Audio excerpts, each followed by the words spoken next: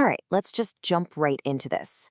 Everything we're about to cover, it comes directly from a declassified Defense Intelligence Agency document from 1972. The title alone is something else: Controlled Offensive Behavior, USSR. And what it lays out is this absolutely chilling picture of the Cold War, where the real battlefield wasn't just, land, sea, or air, it was the human mind itself. And just look at this quote. It's from a top Soviet scientist cited in the report, and it really tells you everything about how high the stakes were. For them, this wasn't science fiction. The Soviets genuinely believed that mastering psychic energy could be just as revolutionary and, frankly, as terrifying as splitting the atom. So, before we even get to the wild stuff like telepathy and mind control, the report grounds us in a really brutal, documented reality. The DIA's analysis starts with something very real and very horrifying: the use of psychiatry as a weapon against political dissent inside the Soviet Union. Yeah, the report focuses right in on that term mental reorientation.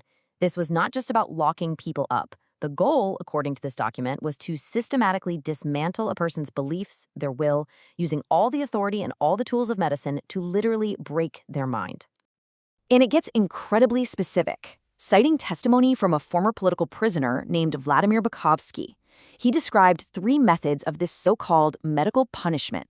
First, they were drug injections that would just induce days of agony. Second, a 10-day chemical cocktail designed to basically erase a person's consciousness. And third, this horrible practice of wrapping inmates in wet canvas that would slowly, painfully constrict as it dried. This quote from another prisoner, Vasily Chernyshov, it's just absolutely chilling. The word treatment had become a code word for torture. For these prisoners, a doctor's diagnosis was basically a sentence to have their very identity chemically assaulted. The DIA report even names names, the names of the drugs, that is: amazonine and haloperidol. These weren't for healing. They were powerful tranquilizers used like chemical weapons, designed to induce depressive shocks and fundamentally change a prisoner's political beliefs by force. And this first-hand account really brings home the torment. He describes this state of constant, agonizing restlessness. You see, the goal wasn't just to make them obey, it was to completely destroy their inner peace, to reduce, as he said, even a brilliant mind to a vegetable. Okay, so the report then shifts gears. It moves from these direct physical assaults to much more subtle methods of control. It starts exploring how the Soviets were researching ways to manipulate behavior without ever laying a hand on someone, using the very environment as a weapon. And the research detailed here was incredibly broad. Soviet scientists were studying everything: the effects of sounds you can't even hear, using flickering lights to cause fatigue or confusion, exploring super high-frequency electromagnetic waves, and even researching how bad smells or pheromones could be used to manipulate crowds. And here's the kicker. Here's what truly worried the DIA. Their assessment was that the Soviets' knowledge in these areas was deep. This wasn't just abstract theory. The report explicitly says that turning all this research into actual weapons was considered a rather simple procedure. The threat felt very, very real. And now we get to the most extraordinary part of this entire document. After covering physical and environmental control, the report dives headfirst into the Soviet Union's massive, state-sponsored mission to weaponize the paranormal, what they called parapsychology or psi. $21 million. That was the estimated annual budget for this stuff, way back in 1967. The document makes it crystal clear this wasn't some fringe pet project. The main push, the real driving force behind this research, was coming directly from the Soviet military and the KGB. This wasn't even a new thing for them. The research started way back in the 1920s, but Stalin shut it all down. So what brought it back? Good old-fashioned Cold War paranoia. According to the report, a French news story in 1960 claimed the U.S. Navy was using telepathy on its nuclear subs. Now, the U.S. denied it, but it didn't matter. That story went off like a depth charge, reigniting the whole Soviet program with this incredible urgency. And the ambitions here were straight out of a movie. The report actually talks about their research into astral projection. The idea was to train a psychic spy to basically leave their body, travel invisibly to, say, the Pentagon, read some top-secret files, and then pop back into their body with the intel. Wild stuff.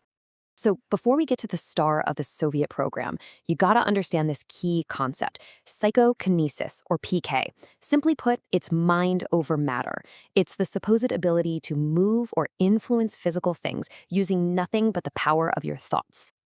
And the DIA report really zooms in on this one person, Nina Kulagina. She wasn't just some sideshow act. She was the subject of years of intense lab research by top Soviet military scientists. They hooked her up to all sorts of electronic measuring devices to study her alleged abilities. And the list of things she supposedly moved under these controlled conditions is what's so incredible. We're not just talking about a few matches here. The report lists heavy crystal bowls, a metal cigar tube, and get this, separating the yolk from the white of an egg that was sealed inside an aquarium 6 feet away from her. But this was the test with the most terrifying implications. Soviet researchers claimed that Kulagina was able to remotely stop and then restart the beating heart of a frog. Now, for the military planners reading this report, it wasn't a very big leap to go from a frog's heart to a human one. So, what did all this mean in the eyes of U.S. intelligence? Well, the report wraps up by outlining the ultimate strategic threat. It frames all this research not as some scientific curiosity, but as the dawn of a full-blown psychic arms race. From the DIA's point of view, the fears just escalated. The report lays out 4 absolute nightmare scenarios. 1. Soviets reading our secret documents with their astral spies. 2. Remotely influencing the thoughts of American leaders. 3. Causing the instant death of any official. And 4. Disabling critical military hardware, even spacecraft, from thousands of miles away. This quote from an American expert cited in the report really captures the panic at the time. There was a genuine fear that the U.S. was falling behind. The worry was that while America was focused on missiles and planes, the Soviets were quietly mastering a completely invisible arsenal. I mean, everybody knew about the missile gap, the space race, but what this declassified document reveals is this hidden and maybe even more terrifying front in the Cold War, the fear of a psi gap. A new kind of arms race, fought with thoughts instead of warheads. So we're left with this big question, right?